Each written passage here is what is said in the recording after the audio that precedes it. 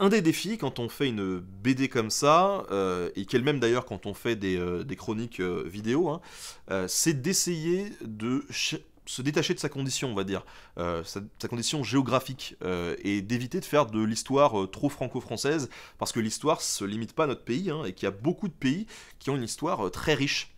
Et en l'occurrence, la période des grandes expéditions maritimes, bah, elle est vraiment très chouette pour ça, parce que elle permet de se poser à différents endroits du monde de façon assez facile. Et sur ce tome 1, on reste globalement centré sur l'Occident, hein, même si j'essaie quand même de faire un peu voyager le lecteur sur différentes destinations.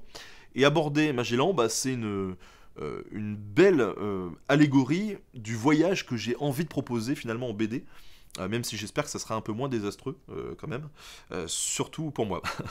Cette expédition, en fait, elle est hyper intéressante parce qu'on a dû simplifier un peu quelques passages pour pas que pour que ça se condense quand même en quelques pages et que ça se condense bien dans un format de vulgarisation. Mais globalement, bon, je pense que ça respecte plutôt bien ce qui a dû se passer.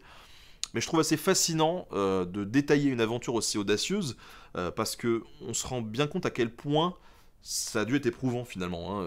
Et là aussi, il fallait un moral d'acier, je pense, pour aller au bout du voyage. Il y a quand même une bonne partie de l'équipage qui y est passé. Et puis, euh, pour une fois, montrer aussi les populations locales qui ont un peu résisté de manière efficace contre l'évangéliste qui vient répandre la bonne foi sur leur territoire, bah, ça fait aussi du bien, hein, parce que après, il y a clairement des gars pires que Magellan, hein. Quand on parle de Christophe Colomb par exemple, qu'on érige en héros, ça a été aussi un sombre barbare sanguinaire.